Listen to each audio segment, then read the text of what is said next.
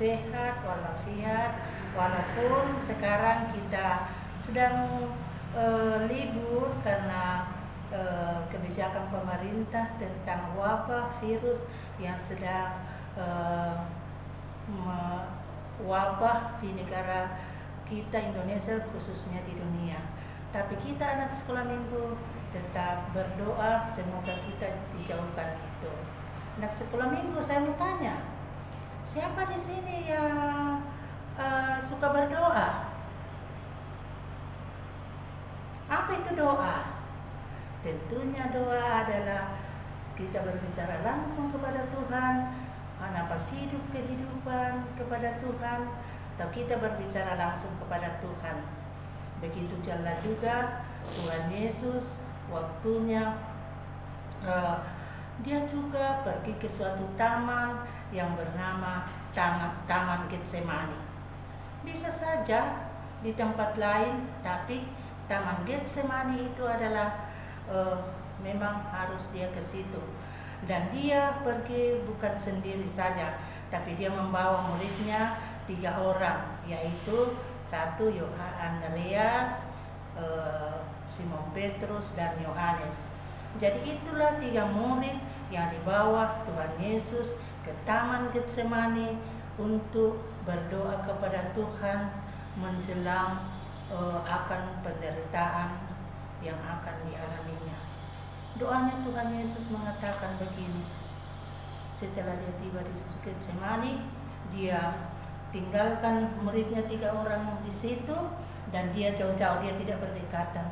Ada pesan kepada ketiga murid ini, dia bilang, tinggallah di sini, berjaga-jagalah dan berdoalah. Sesudah mengatakan kepada begitu, dia pergi. Mungkin kalau kita melempar itu sejauh itulah dia jaraknya antara Tuhan Yesus dengan ketiga murid ini. Tuhan Yesus memesan kepada ketiga murid ini, dan Tuhan Yesus pergi berdoa. Isi doanya mengatakan demikian, ya Tuhan, kalau boleh cawan ini berlalu daripadaku, tapi bukan kehendakku yang jadi, melainkan kehendak-Mu lah. Sesudah mengatakan demikian, dia pergi melihat ketiga murid itu.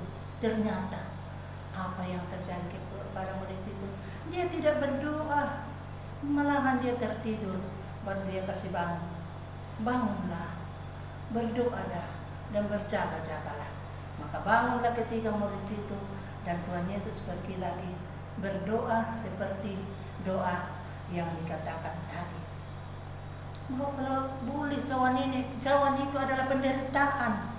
Dia juga, kenapa dia ke Taman Getsemani? Karena dia menampakkan kepada manusia bahwa dia itu kan, Tuhan Yesus itu mempunyai 2 tabiat, yaitu 2 tabiat keallahan dan tabiat kemanusiaan. Tabiat kemanusiaan inilah yang dilakukan Tuhan Yesus di Taman Getsemani. Dia juga karena tabiat kemanusiaannya, jadi dia memohon kepada Tuhan supaya dijauhkan itu penderitaan. Sesudah berdoa demikian, kembalilah lagi kedua kalinya menemui murid itu, ketiga murid itu. Tapi apa yang terjadi? Ketiga murid itu tidak berdoa, malahan tertidur. Dan Tuhan Yesus membangunkannya lagi. Dan sesudah dia membangunkannya, pergilah lagi berdoa. Tuhan Yesus berdoa dengan doa yang demikian. Tetapi apa yang terjadi? Harus Tuhan Yesus melakukan penderitaan itu. Dan itulah pergumulan Tuhan Yesus. Sesudah berdoa, kembali kepada murid-muridnya dan membangunkannya. Dan datanglah segerombolan tentara-tentara Romawi, termasuk salah satu murid Tuhan Yesus, yaitu Yudas Iskariot. Ada cara Yudas Iskariot yang sudah direncanakan kepada tentara-tentara Romawi itu, bahwa yang saya cium nanti itulah yang kamu tangkap. Tapi sebelumnya Tuhan Yesus mengetahuinya, dan akhirnya Tuhan Yesus ditangkap oleh tentara-tentara Romawi dan di bawah pengadilan. Anak sekolah ini, sebenarnya itu tadi yang saya katakan, Siapa yang berdoa di sini? Itulah Tuhan Yesus juga berdoa. Jadi Tuhan Yesus itu sangat memiliki kekuatan untuk menghancurkan semua musuh-musuhnya, termasuk tentara Romawi tadi. Tetapi dia tidak melakukan. Justru Petruslah yang sakit hati. Petrus bagaimana juga kalau misalnya gurumu yang dihina-hina orang mau ditangkap, pastinya kau marah toh? Nah, begitulah juga Petrus. Kalau Petrus mau menghunus pedangnya dan memotong ke salah seorang dari gerombolan itu yang bernama Malkus. Tuhan Yesus mengatakan demikian. Petrus, dia marah sama Petrus. Petrus, kenapa engkau melakukan demikian? Saya tidak perlu dibela. Saya tidak perlu dibela karena sebenarnya Yesus lebih berkuasa dibanding manusia.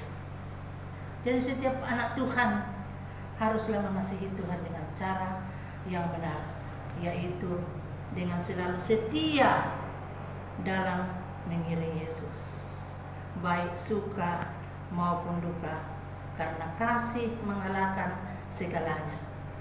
Tuhan Yesus tidak perlu dibela. Oleh sebab itu waktunya dengan caranya Petrus membela Tuhan Yesus dengan memotong telinga Malkus, dia mengambil itu telinga Malkus, baru dia letakkannya kembali. Itulah tanda kasihnya Tuhan Yesus kepada siapapun, walaupun musuh-musuhnya. Tuhan Yesus tidak boleh dibela. Justru kitalah yang harus dibela Tuhan Yesus. Dia yang berkuasa, dia yang berkorban di atas bukit Golgota karena dosa-dosa kita. Terpujilah Yesus Kristus. Haleluya. Amin. Pada hari ini, judul cerita kita pada hari ini adalah Tuhan tak perlu dibela. Bahannya dari Markus 14 ayat 32 sampai 53. Amin.